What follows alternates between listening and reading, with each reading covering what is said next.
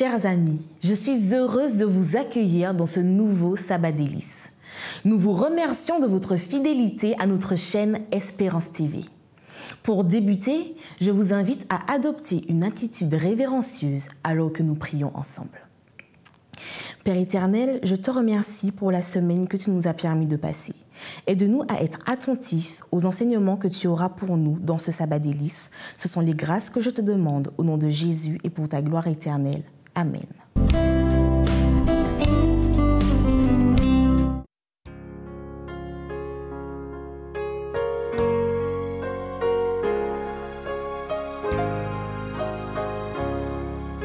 Si vous saviez quel sauveur je possède, il est l'ami le plus tendre de tous. Pour moi, devant le Père, il intercède. Oh, je voudrais qu'il fût aussi pour vous. Mon Sauveur vous aime, à chercher en lui votre ami suprême, votre seul appui.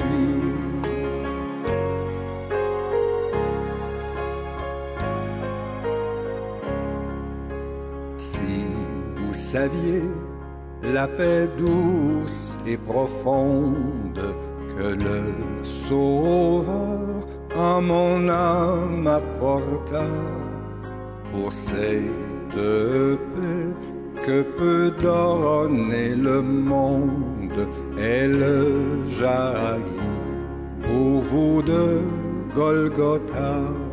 Mon Sauveur vous aime, à chercher en lui votre ami suprême, votre seul appui.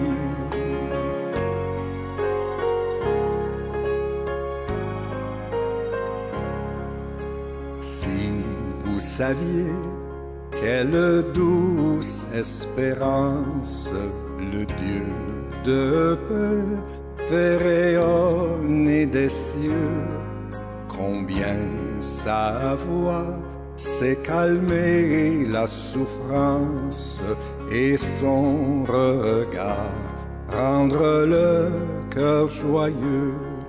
Mon Sauveur vous aime, à chercher en lui votre ami suprême, votre seul appui.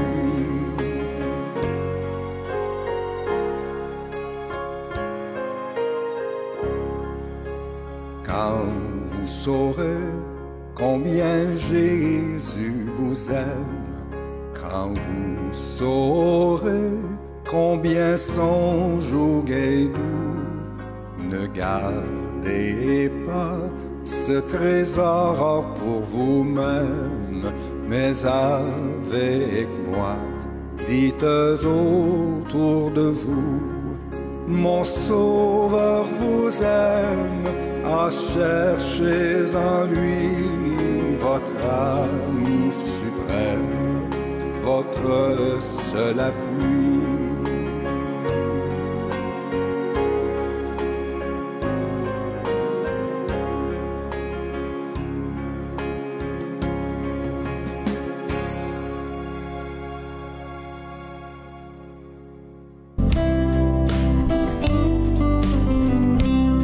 Jean 14, le verset 27 nous dit « Je vous laisse la paix, je vous donne ma paix. Je ne vous donne pas comme le monde donne. Que votre cœur ne se trouble point et ne s'alarme point. » Dans ce monde si troublé, nous nous sentons parfois anxieux, angoissés et stressés. Cependant, nous découvrirons ensemble comment bénéficier pleinement de cette paix que Dieu nous donne.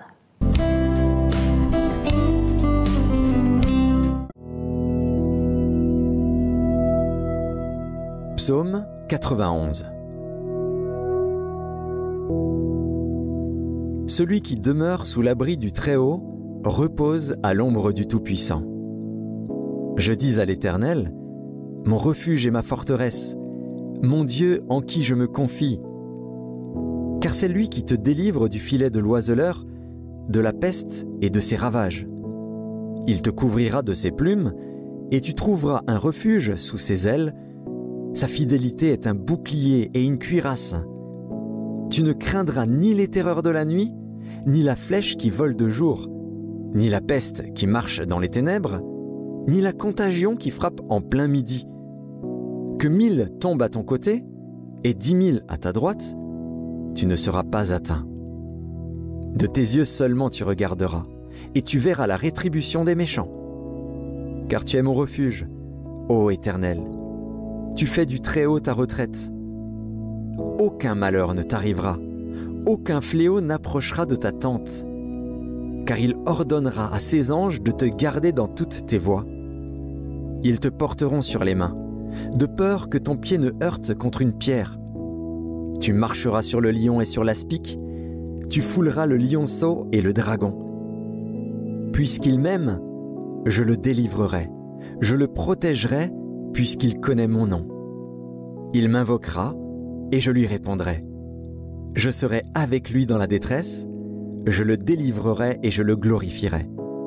Je le rassasierai de longs jours, et je lui ferai voir mon salut.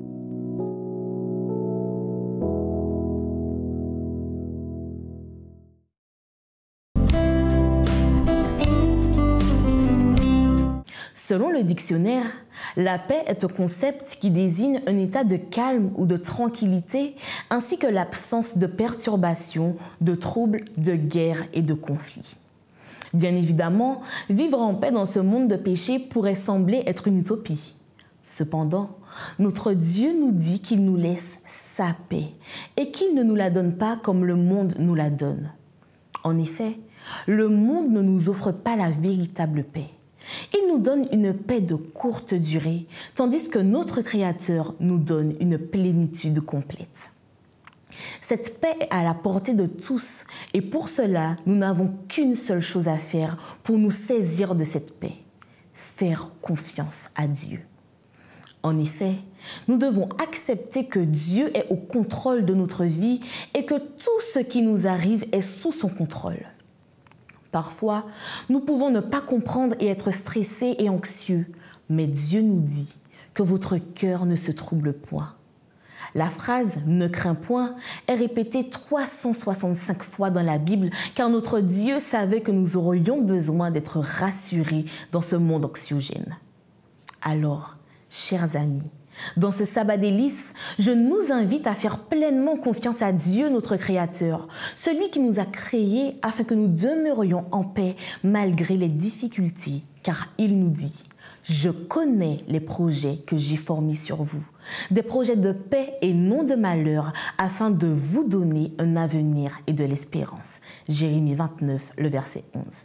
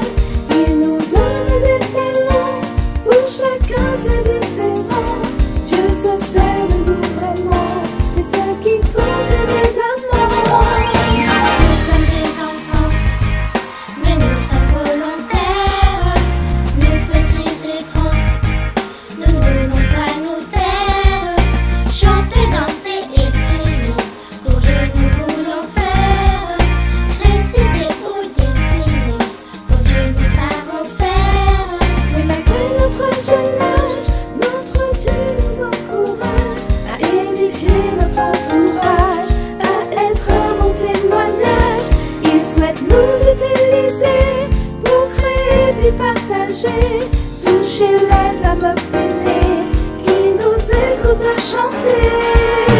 Nous sommes des enfants, mais nous sommes volontaires, nous petits et grands, nous ne voulons pas nous taire, chanter, danser et prier, pour Dieu nous voulons faire, réciter ou dessiner, pour Dieu nous savons faire. Nous sommes des enfants, mais nous sommes volontaires, nous petits et grands, nous ne voulons pas nous taire, chanter, danser et prier, pour Dieu nous voulons faire, réciter ou dessiner, pour Dieu nous savons faire. La la la la la, la la la la la la, la la la la la, la la la la la la, chanter, danser et prier, pour Dieu nous voulons faire, réciter ou dessiner, pour Dieu nous savons faire.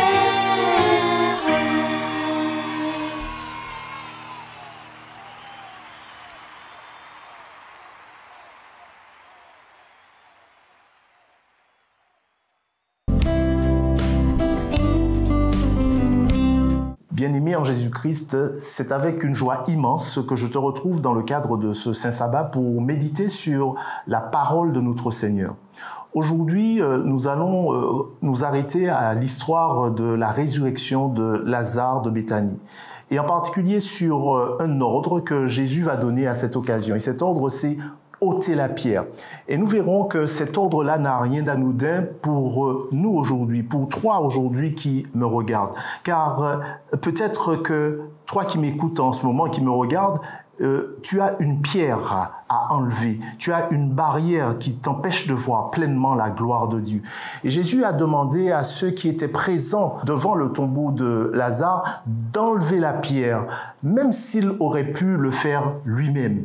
Et de la même manière, toi qui m'écoutes, qui me regardes, tu as un rôle à jouer dans les miracles que Dieu veut accomplir dans ta vie.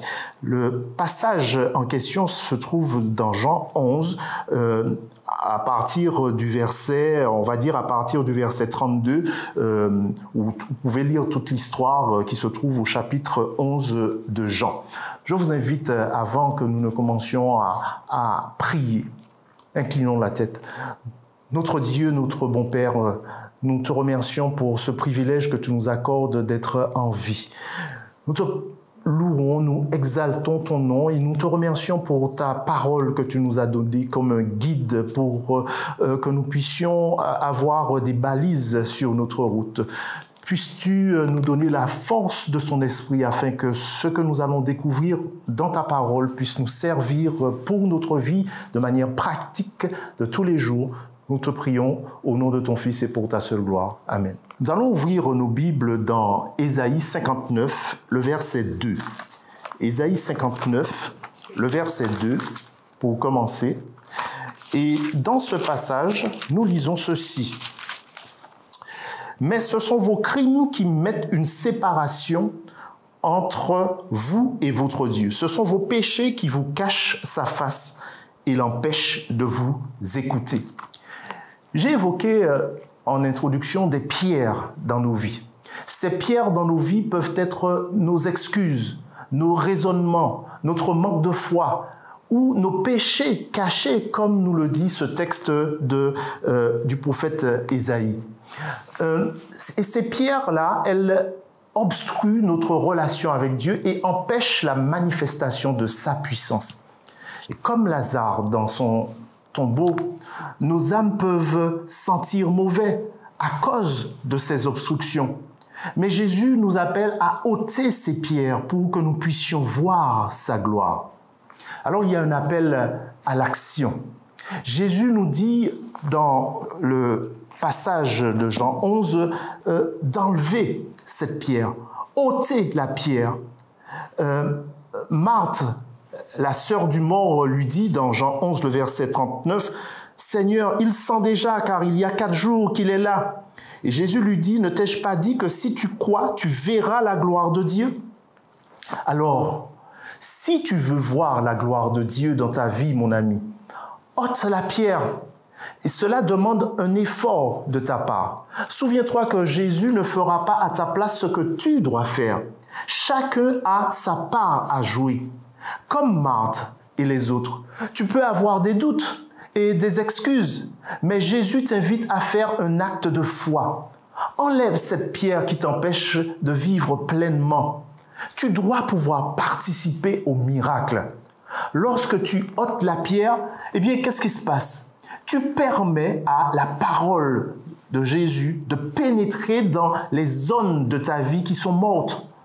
Et pour que la parole de Dieu puisse atteindre celui qui était mort, il fallait que la pierre soit enlevée, il fallait que cette pierre soit ôtée. Quelle que soit la pierre qui fait obstacle, lorsque l'amour pour Dieu t'envahit, tu la mets de côté. Rien ne t'importe plus que de retrouver le chemin de la vie. Participer au miracle de Dieu signifie aussi être prêt à faire notre part pour que sa volonté soit faite. Nous avons l'exemple de David au psaume 32, les versets 3 à 5. Et David dit que « Tant que je me suis tu, mes os se consumaient. Je gémissais toute la journée, car nuit et jour, ta main s'appesantissait sur moi. Ma vigueur n'était plus que sécheresse comme celle de l'été. Je t'ai fait connaître mon péché. Je n'ai pas caché mon iniquité. J'ai dit, j'avouerai mes transgressions à l'Éternel, et tu m'as pardonné la faute de mon péché. » Et nous voyons dans ce passage que David a essayé de cacher son péché lors de l'épisode de la mort d'Uri et du péché avec Bathsheba, la femme d'Uri. Mais lorsque le prophète Nathan lui a rappelé sa faute, eh bien, qu'est-ce qu'il a fait? Il a décidé de rouler la pierre, symboliquement. En mettant ses péchés devant Dieu, il a retrouvé la joie du salut. Alors, prenons exemple sur David et ayons le courage d'affronter la réalité de nos péchés. Roulons-les jusqu'au pied du Christ. Et alors, mon ami, il te permettra de retrouver ce que tu as perdu. Le sabbat est un moment propice pour regarder en nous-mêmes, nous examiner, pour avoir cette réflexion-là et que nous puissions aussi faire cette confession. Ne laisse pas passer cette occasion. Dans Jean 8, le verset 36, nous lisons ceci. Jean 8, le verset 36, nous lisons « Si donc le Fils vous affranchit, vous serez réellement libre. Tu veux voir la gloire de Dieu dans ta vie, tu veux être libre. Alors ôte la pierre. Fais ce que tu dois faire pour que Jésus puisse se manifester. Il se peut que des pierres d'amertume, que des pierres de déception, de rancune se soient accumulées devant toi. Il se peut que derrière ces pierres, il y ait des mouches mortes. Il se peut que ça ne sente pas bon du tout. Eh bien, si tu veux retrouver le chemin de la vie, de la paix, de la joie, il faut que tu participes au miracle que Jésus veut faire en toi. Ôte les pierres, enlève ces pierres. Au psaume 51, les versets 10 et 12, où nous sommes là encore dans le contexte du péché de David, dans l'épisode du riz avec Uri qui a été tué par sa faute et son péché d'adultère avec la femme d'Uri, Bathsheba. Nous lisons donc dans le psaume 51, les versets 10 et 12, ce qui suit. Nous avons dans ce texte une confession de David, c'est un psaume extraordinaire. David dit ceci, nous pouvons lire à partir du verset 9, « Purifie-moi avec l'hysope et je serai pur. Lave-moi et je serai plus blanc que la neige. Annonce-moi l'allégresse et la joie, et les eaux que tu as brisées se réjouiront. Détourne ton regard de mes péchés, efface toutes mes iniquités. » Verset 12, « Ô Dieu, crée en moi un cœur pur, renouvelle en moi un esprit bien disposé. » Ne me rejette pas, verset 13, loin de ta face. Ne me retire pas ton Saint-Esprit, rends-moi la joie de ton salut et qu'un esprit de bonne volonté me soutienne. Alors, comme David, mon ami, décide aujourd'hui de rouler jusqu'au pied de Jésus tes péchés. Enlève cette pierre de condamnation pour que la grâce redonne vie à ton âme desséchée. Que ce sabbat soit un temps de purification pour toi, de renouvellement. Que Dieu te bénisse, mon ami, et te guide alors que tu enlèves les pierres dans ta vie et que tu vois la gloire de Dieu se manifester puissamment. Amen. Nous vous remercions pour votre attention tout au long de ce sabbat délice. Avant de nous quitter, inclinons la tête pour une courte prière. Père éternel, je te remercie pour ces paroles de réconfort que tu nous as données. Aide-nous, Seigneur, à les mettre en pratique. Merci pour ton amour, pour ta grâce. Ce sont les grâces que je te demande au nom de Jésus et pour ta gloire éternelle. Amen. Si cette méditation vous a fait du bien, n'hésitez pas à liker, à commenter et à la partager autour de vous. Je vous souhaite un agréable sabbat délice. Que Dieu vous fasse du bien en ce précieux jour.